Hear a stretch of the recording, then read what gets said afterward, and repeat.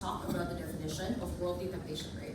It's not just that you are tempted to do sins like con people out of greed and vanity. It's also that you are poor, and if you steal instead of suppressing hunger, that's also unworldly temptation.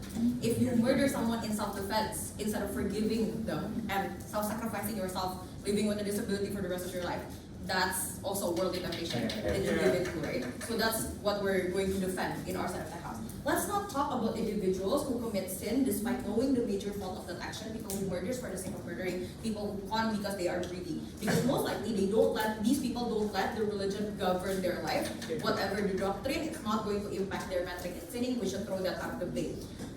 What is going to look like in our world, right? Idealistically, worldly temptation is going to look like the world is evil, it's full of inherent temptation, but you are created by God's image, therefore you cannot be tempted with that. And if you believe in God, God will help you try to fend off the temptations the way God will help all the people that they've mentioned in the Bible. The difference is, on the alternative, the world is okay, and we humans brought evil into the world, and that creates pressure for every sin. It's because we are the bad people, and we are the reason why the world is doomed. Lastly, we cannot talk about the poor implementation of religion. It's like Ibnu being angry to women without hijab, that are coercive, or instead of blaming women to be worldly temptation. Because in both sides, these kinds of poor implementation exist. In their side, women are sinful for not choosing to dress conservatively. It's the same blame. These kind of poor implementations come from structural reasoning and not because of the doctrine of religion. So let's not talk about that. Before moving on to my argument, engagement, right? They say that worldly temptation is predeterminism. People feel like they need to sin because it's already predetermined. We don't think so, because it's just a matter of where does the temptation come from, right? Just because it comes from the world and just because God planned for there to be temptation, that doesn't mean it strips away our ability to fend off the temptation. For example, in the Bible, it is very clear that God allows the devils to tempt Ayub, or I forgot whether his name is right, but he stands temptation. His children are killed. His wife is taken away from him. His riches is taken away from him. But he has the power to decide whether he wants to fend off the temptation or not. We believe that that is something that is canon in our world, and that's what we want to help later. So the thing that we are going to talk about is how this is going to create less pressure in doing good deeds, because we believe that trying not to sin the entire time and trying to do good deeds is inherently elitist. And second of all, people's reaction to the doctrine and whether this enables more sin and more belief towards the faith. We believe that individual choice implies that you are always in control of the sins that you do. The problem is, it is unrealistic to expect that. For example, for people who are poor, they are raised in a situation where they sometimes have to do bad things. People who have to seek protection from organizations that are bad and forces them to do bad things. Or people who grow up in a bad family because they are abused, they abuse other people because they never unlearn the trauma, for example. All they know is abuse, so and there is no education, right? And sometimes, ladies and gentlemen, we give in to human nature. Even if there is no other reason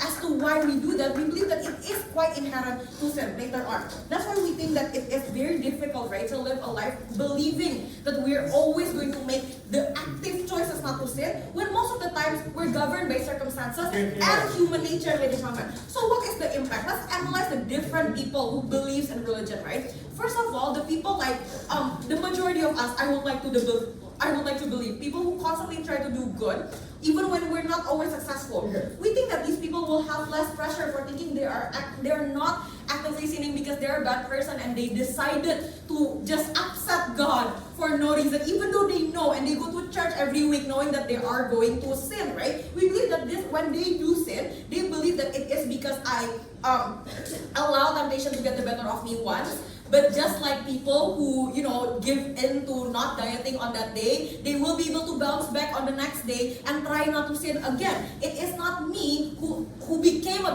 bad person for trying to do an individual sin. But let's talk about the second person. The people who have fallen into a life of sin and is trying to pursue a life of faith going forward.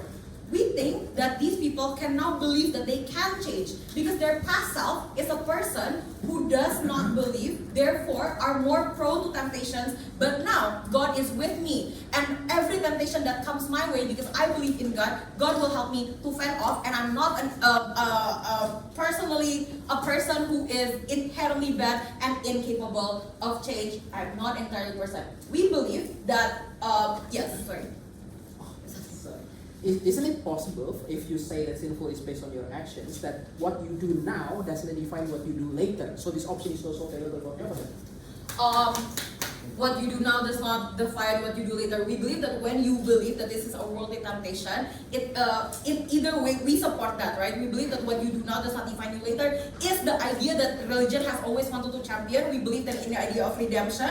We always believe in the idea of salvation. The Christianity religion always tells you that you are saved by God's grace alone, and that's why we think that that's not a problem in our side of the house. But no, thank you. So how do people react to sin, right? Because first of all, we believe that most likely what's going to happen is that when you are governed by a set of regulations from religion that makes you, that tells you God loves you and you're not inherently bad and the world is bad and you are created in God's image, it is easier to want to believe in a God that believes that you are capable of good. It is easier to want to love and respect and worship God that tells you you are not inherently a bad person. But on their side, they question, if God created me with the human nature to sin, with the inherent need, with impatience and vengeance and vanity, then why is it that God expects me to never sin and blames me for my individual choices, ladies and gentlemen? Why am I always the responsible person for letting this happen to me? We think that this is the beginning as to why people turn against religion. It's the contradictions as to when people were told that you were created in God's image,